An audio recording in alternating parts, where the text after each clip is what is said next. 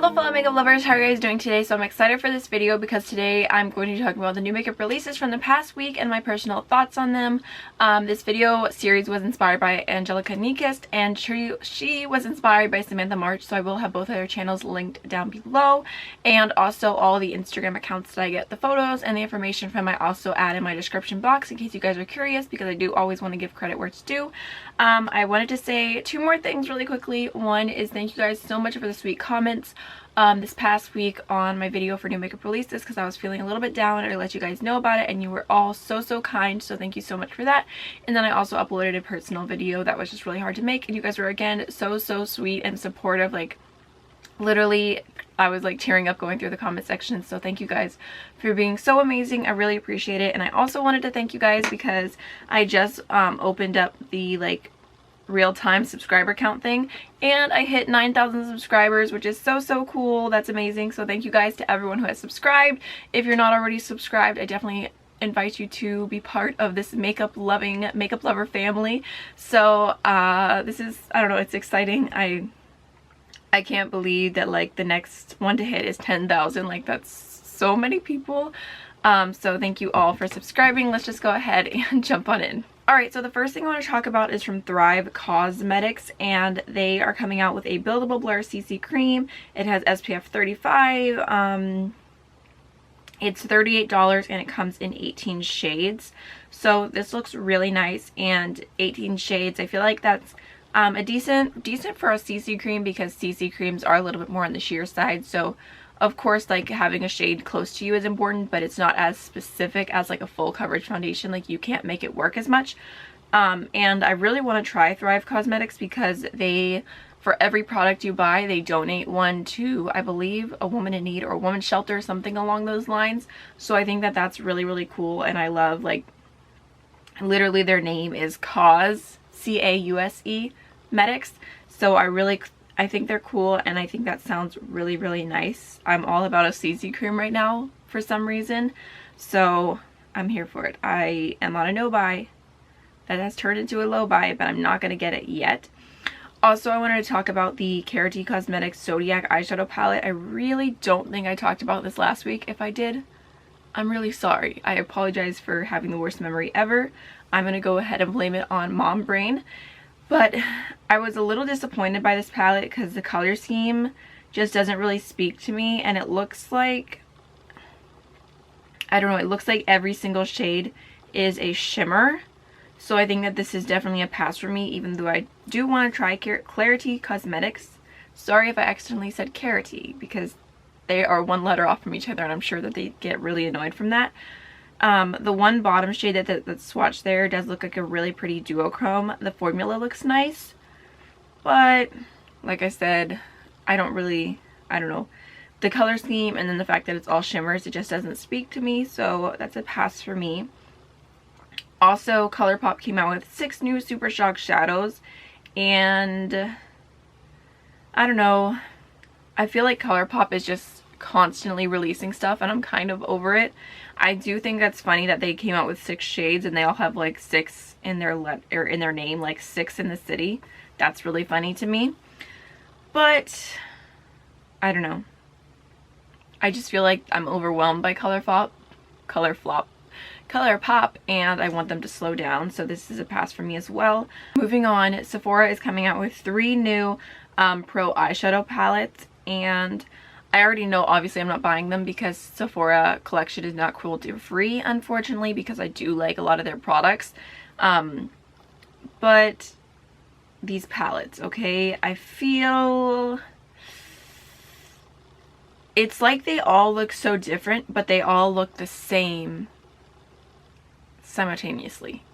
I mean, the one looks just like the Born to Run palette. The other is like neutrals with like a few puffs of warm shades, kind of like Morphe 3502. And then the bottom is a really weird mixture of like purple, blue, green, and some oranges, and then a lot of neutral shades.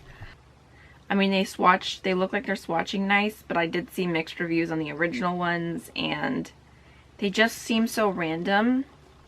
So next, Wet n Wild came out with the Fire Dragon versus Ice Dragon collection, and I was really excited because I love Wet n Wild, and I did break my no-buy for this collection. I just can't help it. Wet n Wild is so affordable, and they had 25% off on their website, so I got a mix of this and some of the stuff from the Zodiac collection that I passed on originally just because I didn't want to make like a full order for just a few things.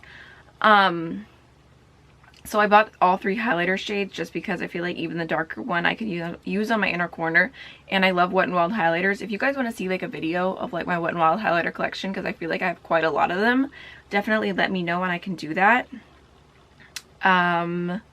What else? And I got the lightest bronzer shade. I was really tempted to get the second lightest bronzer just because the shade is You're Dragging Me Down, and I really like that, and also it makes me think of One Direction, so that was a tempting thing, but I didn't get any of that. I did get both of the brushes because they look nice, and I really like the quality of the Wet n Wild brushes. So as far as buy or buy, it's definitely BUY for this particular collection. I didn't get everything, but I was definitely excited to try a few of the things. Okay, so the next new makeup release I wanted to mention is from RLG Cosmetics, and they have 2 palettes here. The one on the left is the Anita B palette, and the one on the right is the Toke Makinwa palette. I'm so sorry if I completely butchered those names. These do look really pretty. I like the way that the shimmer shades look. They look super foiled in the pan. I think the one on the right is pretty. It kind of has like a dark matte green, a dark matte red, reddy pink, and then a dark brown black shade. So I think that these actually look super nice, and if you're, you know, always trying to find new indie brands, I think that those look cool. Moving on, Real Techniques came out with a new brush line. It is called the Brush Crush, and these look super cool. I really like the space theme that's going on here, and the handles are all curved. They look super different and unique. Oh my gosh, that looks so cool. Wow, that it looks like a disco ball kabuki brush. That's crazy. So those look really cool. I might wait till they're like more on sale to buy some, or if they have like buy one get one half off or something on Ulta. But those do look really cool. Like that kabuki brush, I'm living for the design. Okay, so I wanted to mention really quickly, even though I do not support MAC because they're not cruelty free, they are going to be doing a collaboration with Patricia Bright, and I'm super excited for her. I love her YouTube channel. I think that she's super real, and I think she has a super genuine, funny personality. So I'm very excited for her to collaborate with such a big brand. So there's these palettes here, and before I even say the brand, you guys can tell me if you agree. As soon as I saw these, I thought, wow, that looks like Juvia's Place. Like I thought it was Juvia's Place until I read the caption. So these are sneak peeks from Bella Thorne's makeup line. It is called Filthy Fangs, which is definitely an interesting name. Interesting packaging too, but that's okay. I feel like the colors look really nice and different and super metallic. I'm not sure if those shades are just metallic or kind of glittery. I guess we'll have to wait and see in the future, but they do look really nice. I like the color schemes. I think that they're fun. I don't know if they're like, I mean, I could make a full look with them, but I know not everyone would look at this and think that's wearable. So I don't know. You guys will have to tell me how you feel about these, if you're going to be buying them, if you're on the lookout or not. Okay, so I wanted to mention that Natasha Denona is coming out with a new eyeshadow palette. It is called the Safari palette, and it's like the same packaging as the Tropic palette, which has me a little nervous because there was like really mixed reviews on the Tropic palette, so I'm curious if this is the exact same formula.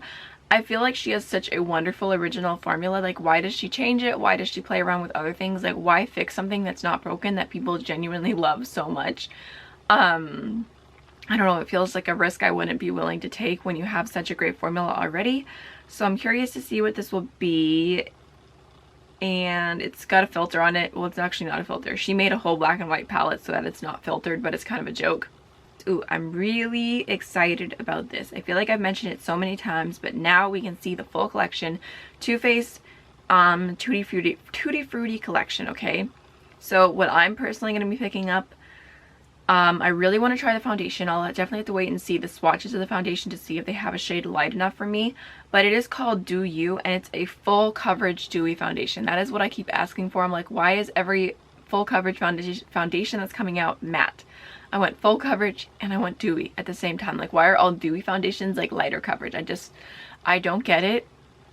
So I'm really excited about that. They also have a Do You setting spray, which probably a pass for me, just because I have so many setting sprays already. The blush and bronzer duos look a little bit too dark for me. Not really my tones. Banana powder doesn't really work for me, so that's probably a pass. I'm curious to see what the fresh squeezed highlighter drops, what shades those are going to be. As far as the eyeshadow palettes, probably a pass right now, just because I'm being really hard on what I spend my money on, but they do look really cute and nice. The only other thing I'm really interested in this collection is their liquid eyeshadows.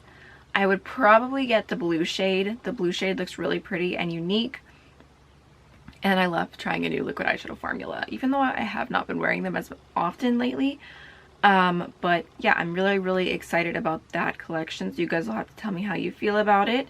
So next I wanted to mention that Milani Cosmetics is extending their Conceal and Perfect 2-in-1 foundation, so they're coming out with some more shades. And I will say that Milani, I really appreciate them constantly bringing out new shades. Originally, I can't remember how many foundations they had, but I bought their lightest shade and it was so dark for me. And then they actually brought out another lightest shade, which I tried and was too dark for me. And then they brought out two more lightest shades. They have 00A and 00B now. And I have 00A and it actually does work out, so I'm really excited that they're focusing on the darker range and expanding that as well now. I'm not sure if they've expanded in the past days. They've kind of done it over time slowly. But I think that's, you know, if a brand, I mean, Milani's pretty big, so they probably have the capital to make a really big foundation line. But either way, it's exciting to see a brand continuously bring out more shades and more shades, even if you don't come out with a million shades to start off with. If you expand and try to reach everyone, I think that's really important. So I'm excited for that. Okay, so that's everything I wanted to mention from my main page. Let's go ahead and talk about a few different indie releases and just some brands that I'm excited about. I do have a makeup page called Indie Makeup Spotlight on Instagram. If you guys are curious, I'll put it on screen. Just basically, I was calling myself Trend Mood for indie brands. But I did want to mention that there is also another page out there called Indie Mood, and we both started about the same time. I think that they were a week ahead of me, but I did not know that they existed. It was honestly a complete coincidence. I talked about wanting to make a page like this in my new makeup releases probably like several months ago, and it just took me a while to finally, I was just waiting for a page to turn up, and then I was like, you know what, I don't know of any pages, I'm just gonna go ahead and start it, we'll see how it goes. Like, I wasn't like, I don't know, I just was like, hey, what the heck, I'll try it. So they do have a really fabulous page. They're doing a great job. I believe it is 2 different people, and they are basically just posting new releases and everything for indie brands. They did kind of message me, and they were a little bit confused, thinking that I stole their concept, which I didn't. It was just a coincidence, truly. Like, I would never do that to someone. So that's, I just want to show that it doesn't have to be a competition, that, you know, we can both thrive, we can both grow, and we can both just share our love of indie brands. Like, it's totally okay. So definitely go ahead and check them out. Show them some love. You can tell them that I sent you if you so desire, because at the end of the day, we're both just sharing our love of indie brands, and indie brands are killing it right now, coming out with so many amazing releases. Whereas I feel like a lot of mainstream brands are kind of leaving something to be desired. So yeah, let's go ahead and jump on in. I'm actually not going to mention anything from the Indie Mood page, just because I want to stay very true to myself. I don't want to see their sneak peeks, see their brands. Like, I'm trying to, like, I don't follow them personally, because I want to get all my content organically, if that makes sense. So I don't want to go see theirs, but I definitely recommend you guys checking it out. And, you know, if you ever see a release or anything you want me to talk about, definitely tag me, because that's normally where I get my information from. Alright, so let's go ahead and talk about Exposed Cosmetics. They are coming out with a Disco Queen palette, and this does look pretty. I like that it's colorful. I like the packaging. I like the mix of shimmers and mattes. It does look nice. I don't know if it's a palette that I need, because I have so many colorful palettes right now, but definitely something to look into if you guys are interested. Also wanted to mention, I know I've been mentioning this every single week, but when there's like a new development, like, I have to talk about it. So Blush Tribe showed basically like a animated picture of what the palette is going to look like for the fall fusion, and overall I'm impressed. I think it looks really pretty. I like that there's like a little bit of like neutral warmth. There's some mauve shades, a pink, blue, a bright yellow, some like fiery shades. I feel like it's a really nice palette for fall, and I've really been loving what Blush Tribe has been coming out with.